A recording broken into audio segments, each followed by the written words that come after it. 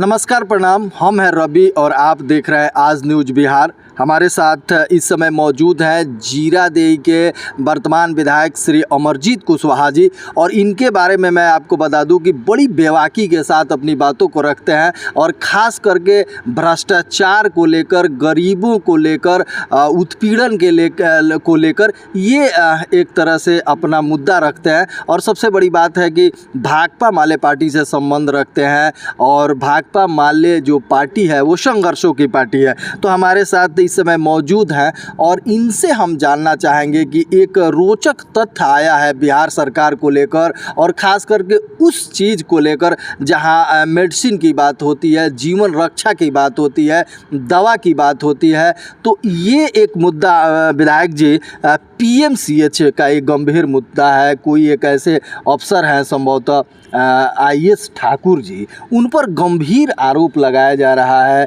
आपके पार्टी के द्वारा भी लगाया गया, खास करके महागठबंधन में जो शामिल आरजेडी है उसके तरफ से जोरदार एक तरह से आवाज़ उठाया जाता है। क्या मामला है कुल मिलाकर? देखिए, पटना का एकमात्र प्रतिष्ठित संस्थान अस्पताल पीएमसीएच है और पूरे बिहार के गरीब गुरबे लोग, आम नागरिक अपने इलाज के लिए पटना जाते रहे।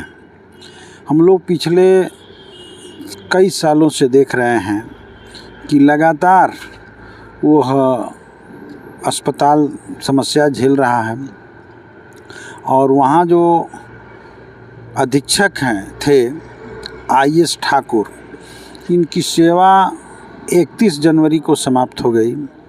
पिछले बार भी उनका सेवा विस्तार करके सत्ता के संरक्षण में रखा गया था। आज 6 दिन से, आज मतलब 31 जनवरी को समाप्ति के बाद आज भी जो है, आज हम लोग 3 तारीख को हैं, 3-4 दिनों से हम लोग देख रहे हैं कि अस्पताल में कोई अधीक्षक के प्रभार पर नहीं है।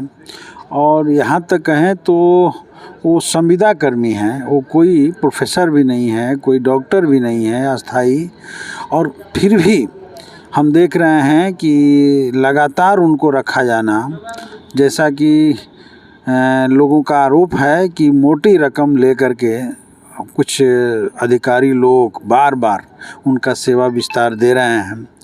तो मैं समझता हूँ कि ये बिल्कुल गलत है।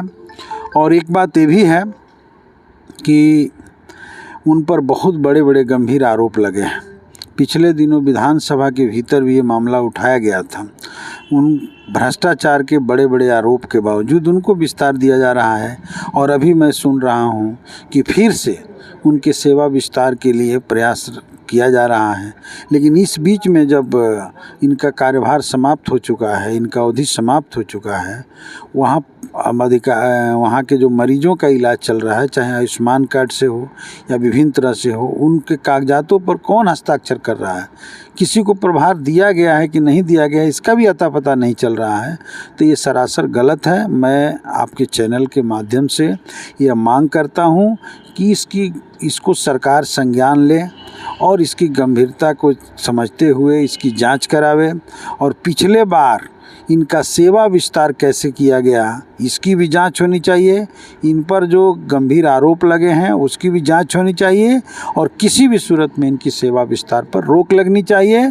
और अस्पताल के, पीएमसीएच अस्पताल के जो सीनियर डॉक्टर हैं उनको यह पदभार, अधीक्षक का पदभार मिलना चाहिए। क्या सरकार की क्या मजबूरियां रही होंगी कि एक ही व्यक्ति को बार बार, वो भी संविदा कर्मी को बार बार विस्तार किया जा रहा है? इसके पीछे क्या रहस्य क्या हो सकता है? देखिए, पिछले दिनों जो गंभीर आरोप हैं खरीदारी के मामले में और मामले में बड़ा भ्रष्टाचार का मामला आया है, इसके ठोस तथ्य भी, कई डॉक्यूमेंट्स भी हमारे पास मौजूद हैं, वहाँ के कुछ लोगों ने हमको दिया है। और पिछले दिन इस डॉक्यूमेंट को दे करके ही विधानसभा के भीतर बातें उठाई गई थी, और भी बहुत सारे लोगों ने विभिन्न अधिकारियों को डॉक्यूमेंट्स भेजा है। लेकिन सब कुछ के बावजूद विस्तार किया जाना ये बड़ा भ्रष्टाचार का मामला है। और हमको लगता है कि सत्ता के में बैठे हुए जो लोग हैं वो लोग कहीं ना कहीं मोटी रकमों ले करके और उनका लगातार विस्तार दे रहे हैं। ऐसी संभावनाएं लग रही आपके जो स्वास्थ्य मंत्री हैं बिहार के, आप अपने ही मैंने सिवान जिले के ही रहने वाले हैं, तो क्या साठ गांठ वाला मामला है क्या? तो अगर वैसे आदमी को बार बार सेवा विस्तार दिया जा रहा है तो इसके क्या वजह हो सकते हैं, जबकि वहाँ खुद अलग से डॉक्टर हैं, अस्थाई डॉक्टर हैं, ये संविदा कर्मी भी हैं। एक बार सेवा विस्तार दिया गया और फिर ये सेवा विस्तार की कैबिनेट में भेजा जा रहा है। तो ये कुल मिलाकर के मैं समझता हूँ कि निश्चित तौर पे सबकी संलिप्तता हो सकती है, इसमें कोई इनकार नहीं किया। क्या मांग करेंगे, क्योंकि आपके गृह जिला के मांग करेंगे कि पीएमसीएच जैसे हॉस्पिटल, प्रतिष्ठित हॉस्पिटल, एकमात्र बिहार का और पटना का बड़ा हॉस्पिटल जिसमें बिहार के आम नागरिकों का इलाज होता है, वो ऐसे हॉस्पिटल को एक जिम्मेवार डॉक्टर के जिम्मे दिया जाना चाहिए। एक संविदा कर्मी और जिन पर गंभीर आरोप है वो ऐसे लोगों के जिम्मे नहीं मिलना चाहिए।